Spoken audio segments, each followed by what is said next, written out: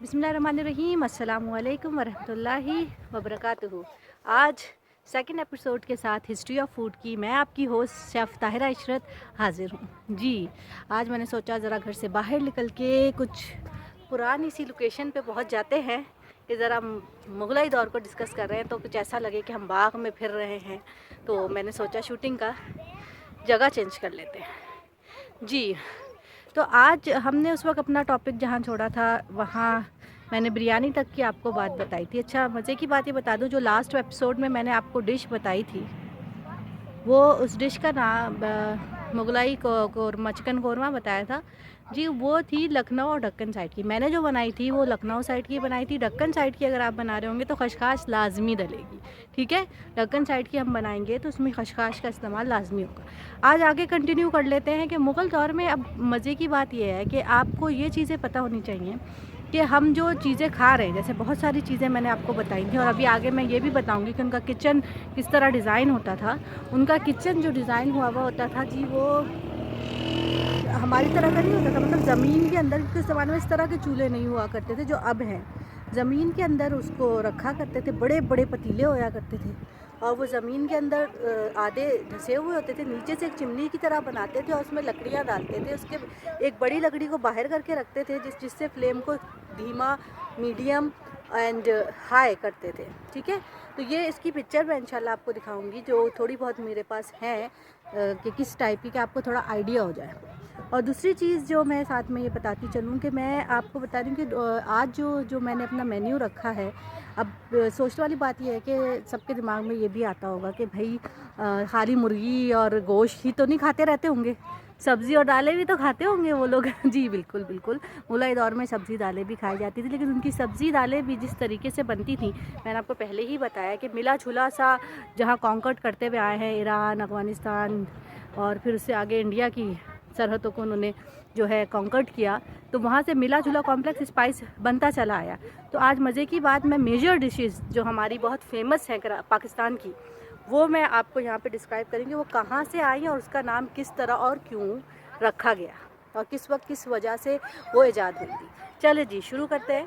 अब सबसे पहली बात जो डिश पे मैं आ रही हूँ वो डिश का नाम है वेरी फेमस डिश निहारी जी। नल्ली निहारी की आज मैं बात कर रही हूँ कि नल्ली निहारी असल में किस तरह इंट्रोड्यूस हुई। नल्ली निहारी हमारे यहाँ जो इंट्रोड्यूस हुई है वो इस तरह इंट्रोड्यूस हुई कि 17वीं सेंचुरी के करीब नल्ली निहारी का इंट्रोडक्शन हुआ जब कॉन्कर्ट किया गया था। ये दिल्ली सल्तनत की तरफ आना मूव होना शुरू हुए थे।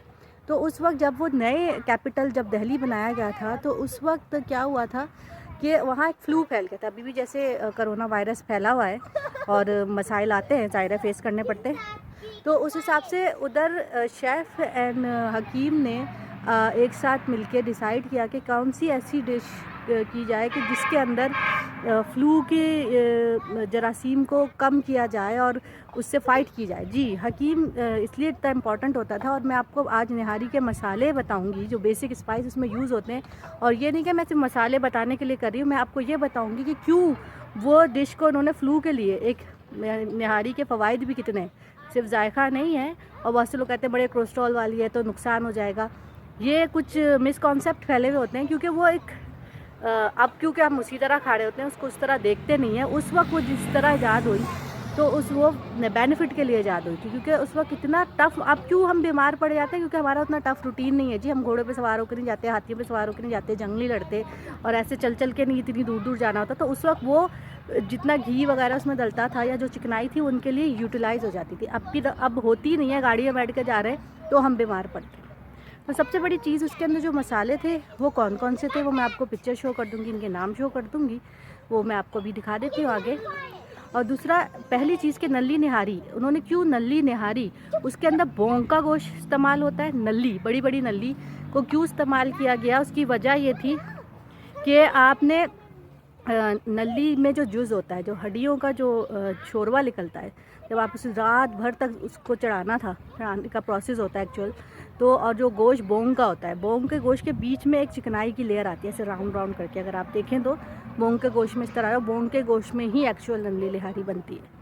तो वो बोंग का गोश्त क्यों उन्होंने चूज़ किया? बोंग का गोश्त चूज़ करने की उनकी ख़ास वजह ये थी कि बोंग के गोश्त की जो चिकनाई होती है वो आपकी नक़ात को ख़त्म करती है। आप फ्लू के अंदर नोट कीजिए, जब भी इंसान को फ्लू होता है तो बेहद नक़ात सी, कमज़ोरी सी बहुत फ़ील होती है, उठा नहीं जाता, सर भारी हो रहा होता है। तो उस नक़ात को ख़त्म करने के लिए बोंग का गोश्त बहुत इंपॉर्टेंट होता है। बाकी जो नलियाँ बची, नलियाँ आपके अंदर एनर्जी क्रिएट करती है, फिर प्रोटीन तो उनमें ज़ाहिर है होता ही होता है, और बहुत सी इसकी डेप्थ में जाऊंगी तो बहुत चीज़ें निकलेंगी। दूसरा जो स्पाइस, स्पेशली जो स्पाइस उनके अंदर यूज़ हुए हैं, जो स्पाइस का इस्तेमाल रहा है, मतलब आप देख लें ब्लैक पेपरकॉर्न, पिपली अब लोग कहते हैं जी फ्लेवर की वजह से ना इसमें पिपली लाजमी डाली जाती है। मैं पहले ये मिसकॉन्सेप्ट ख़त्म कर दूँ। पिपली एक ऐसी हर्ब है जो कि आपकी मेडिसिन के तौर पे यूज़ होती है, ख़ासतौर पे नज़ला ज़ुकाम काटने के लिए, ठीक है। इसके ये एडवांटेजेस होते हैं कि वो नज़ले ज़ुकाम को काटती है, तो इस वजह से पिपली का इस्तेमाल उसमें उन्होंने लाजिम रखा। उसका फ्लेवर ज़्यादा तेज़ होता है, लख में जाके चुभता है, मतलब मिर्ची से तेज़ होती है इसकी स्पाइस। काली मिर्चें इसमें लगी, लौंग, दालचीनी, ये कम्बो होता है ख़ास फ्लू की कंडीशन, गला ख़राब हो, गले की सूजिश वगैरह के लिए। इलायची, छोटी इलायची, बड़ी इलायची, ये कॉम्बो होता है। ज़ीरा हमारे लिए वैसे ही बहुत फ़ायदेमंद होता है, जो आपके पेट ये मसाइल को बहुत हल करता है। ज़ाहिर है कोई चीज़ को हज़म करने के लिए भी चाहिए। सौंफ आपकी इसके भारीपन को ख़त्म करेगा। ज़ीरा और सौंफ का इसमें इसलिए इस्तेमाल किया गया। तो उसको एक्चुअली इन मसालों के जायफल जवेत्री की थोड़ी सी क्वांटिटी जो हम इस्तेमाल करते हैं इसमें, उसका भी बहुत रोल है, क्योंकि ये सारी चीज़ें मेडिसिन के तौर पे उन्होंने इसके अंदर डाली, मसालों में ऐड की, ठीक है। वो मसाले आपको मैं दिखा दूँगी कि कौन कौन से हैं और क्यों उनको ऐड किए। देखिए मैंने आपको गिनवा तो दिया, मैं पिक्चर भी दिखा दूँगी, अगर कोई लिखना चाह रहा हो ये उसको डिस्क्राइब भी कर दूँगी कि नहारी मसाला आप 2 किलो के करीब अगर बना के रखना चाह रहे हो तो वो भी मैं इंशाल्लाह आज आपको डिस्क्राइब कर दूँगी, क्योंकि लोगों को रेसिपी से बहुत इंटरेस्ट होता है कि हम रेसिपी पे भी आए, ठीक है। तो ये थी नहारी का, इस वजह से उन्होंने उसको इस तरह डिज़ाइन किया। दूसरी मैंने इस दिन बिरयानी की आपसे बात की थी मैंने, तो बिरयानी के हवाले से भी मैं आपको ये बात बताती चलूँ कि बिरयानी को बिरयानी क्यों कहते हैं। मेरा क्वेश्चन है, बिरयानी को हम बिरयानी क्यों कहते हैं? सोचिए। पहले मैं थोड़ी सी डिटेल में चले जाती हूँ कि बिरयानी को हम बिरयानी क्यों कहते हैं। जी, आ जाते हैं मुग़ल के वो कुज़ीन की तरफ जिसके अंदर आपको बताया जाएगा कि कौन कौन से कुज़ीन अब दूसरे नाम से चेंज हो गए, जो आज हम इस नाम से बनाते हैं। जी, सबसे पहली चीज़ आपको मुग़ल कुज़ीन की जो स्वीट हैं, मैं उसको थोड़ा सा डिस्क्राइब कर दूँ। स्वीट में आप देखें, आज हमारी खीर बहुत फेमस है। खीर पहली दफ़ा जो है ये एक्चुअली आई कहाँ से, ओरिजिन कहाँ से है, पर्शियन का बहुत हमारे पास रहा है। आप देखें जो किताब थी वो भी पर्शियन में लिखी हुई थी, ठीक है। तो पर्शियन का इसमें ख़ास वो रहा है, और उसका नाम पहले खीर नहीं था, खीर बाद में हुआ है, ठीक है। 19वीं सेंचुरी में आके इसका नाम खीर हुआ है, कि शुरू में इसको खीर नहीं कहा जाता था। ये चावलों की पुडिंग, जो राइस पुडिंग जिसको इंग्लिश में कहते हैं, जिसका असल नाम था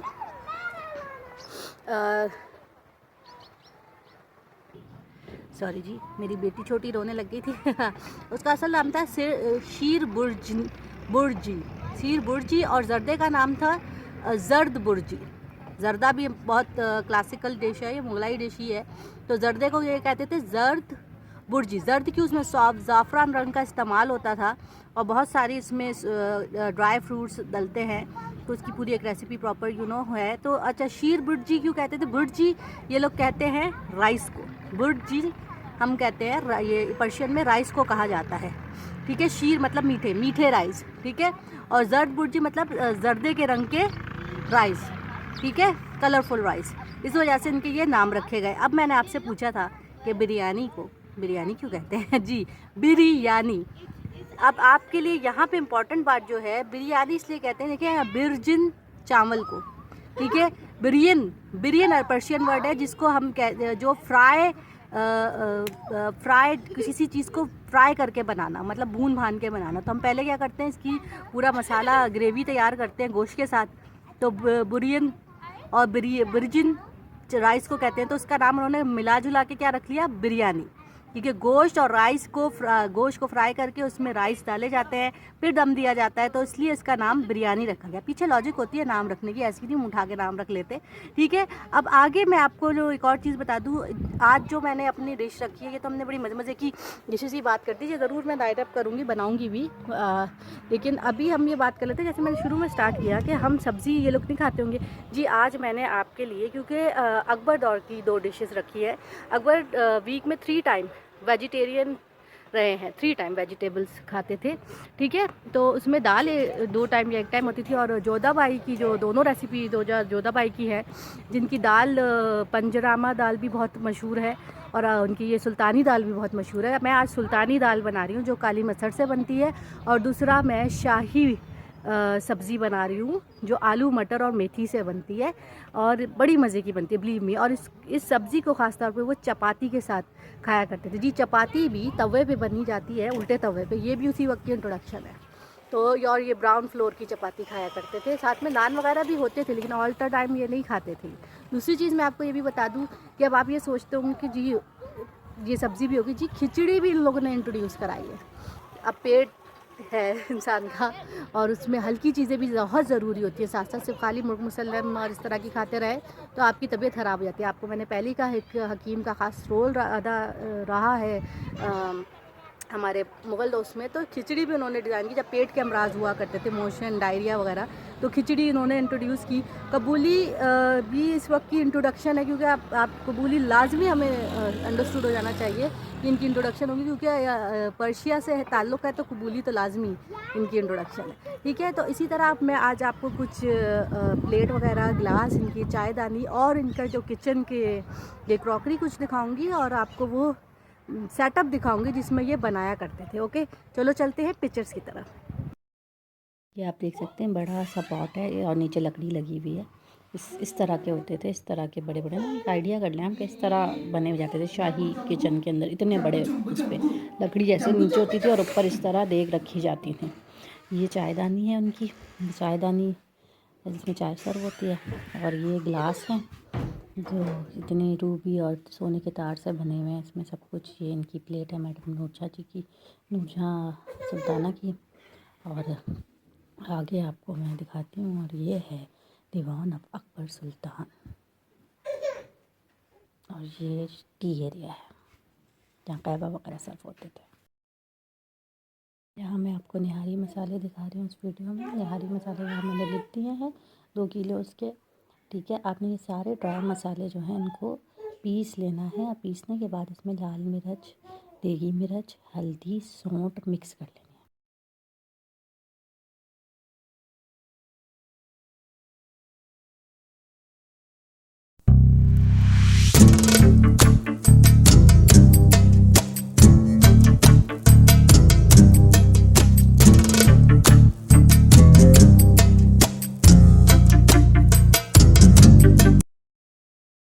अच्छा जी, यहाँ पे हम देखें, बिस्मिल्लाहिर्रहमानिर्रहीम, हम अपनी रेसिपी सुल्तानी दाल की स्टार्ट करते हैं। और यहाँ हम टोमेटोज़ को जो है पहले फायर पे डायरेक्ट उसकी खाल जलाएंगे, इसकी स्किन को, ताकि वो स्किन निकल जाए। जब स्किन निकल जाएगी, सॉफ्ट हो जाएगी, बिल्कुल बर्न हो जाती है, वैसे आपने पानी से धोना है, वो आउट हो चुकी होगी, ठीक है। इस तरह से हम इसकी स्किन को निकालेंगे। नेक्स्ट इसी तरह हमने अनियन को करना है। अनियन को यहाँ पे बर्न कर रहे हैं, अनियन के छिलके बर्न हो जाएंगे, इससे इसकी तेज़ी निकल जाती है। और वो लोग थोड़े फ्लेवर के लिए इसमें ये कर रहे होते हैं कि एक स्मोक फ्लेवर दाल में ज़रा सा आ जाए, टमाटो और इसको ये करने से, ठीक है। तो ये अब इसके बाद इसको पानी से जब आप धोएंगे तो इसकी आराम से खाल निकल जाएगी, बिल्कुल साफ़ हो जाएगी। लेकिन थोड़ी क्योंकि इसका सल्फ़र जब निकलता है उसमें थोड़ी सी स्मेल जो अनियन की होती है ख़त्म हो जाती है, तो फिर ये ना थोड़ी चिकनी सी हो जाती है, थोड़ी सी स्लिपरी हो जाती है। राई, थोड़ी सी राई, फ्यू हमने डालनी है, मेथी।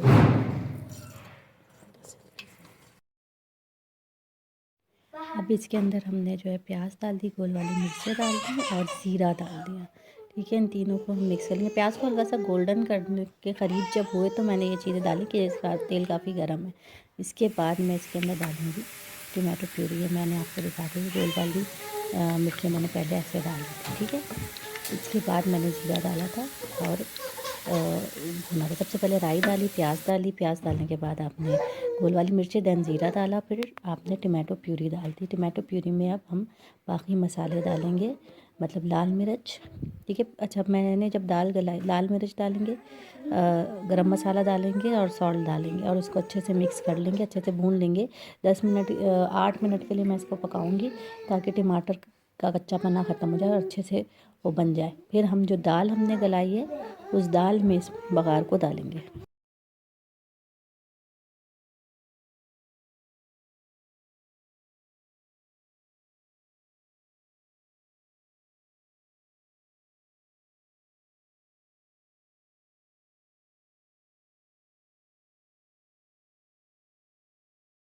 जी, हम इस ये दाल आपकी 3 कप पानी में इस तरह की गल जाएगी। आप पतीली में करा रहे हैं तो 1 घंटे के लिए, कुकर में 7-8 मिनट में दाल गल जाएगी। उबलक दाल की ये फॉर्म आनी चाहिए। 5 से 6 घंटे आप इसे अच्छे से भिगो लें, मिनिमम भी 4 घंटे तो भिगोएं ताकि वो अच्छी तरीके से गल जाए और ये फॉर्म आए उसकी। इसके बाद हमने जो ये टमाटर वाला बघार बनाया था ये इसके अंदर डाल देंगे, 3 से 4 मिनट पकाएंगे। पकाने के बाद इसके अंदर 1-3 कप दूध डालेंगे, या आप इसके अंदर क्रीम का भी इस्तेमाल कर सकते हैं। दोनों में से कोई एक चीज़, या तो दूध डाल लें 1-3 कप, या आप क्रीम 2 से 3 टेबलस्पून क्रीम डाल दें और चूल्हे को बंद कर दीजिए। फिर उसके बाद इसको आप सर्व कर दीजिए नान या चावल के साथ, बहुत अच्छी लगेगी।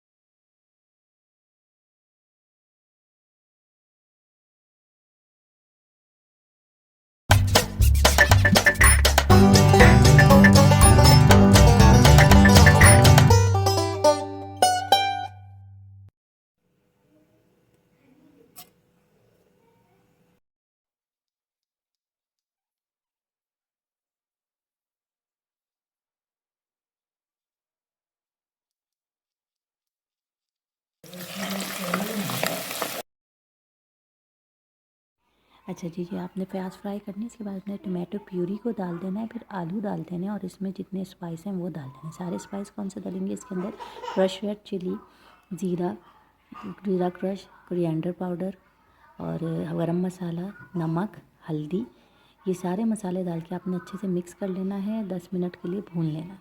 एंड देन आपने इसमें पानी डाल के, पीस डाल के, पानी डाल के छोड़ देना है। ओके, 10 मिनट के लिए, 10 से 12 मिनट के लिए पानी डाल के हम इसको दम दे देंगे। जब टमाटरों के साथ इसको 7 मिनट्स के लिए भूनेंगे ताकि वो टमाटर का कच्चापन निकल जाए, अच्छे से भून जाए। उसके बाद आपने मटर डालने हैं, पानी डालना है और उसके बाद फिर आपने 10 मिनट के लिए छोड़ देना है।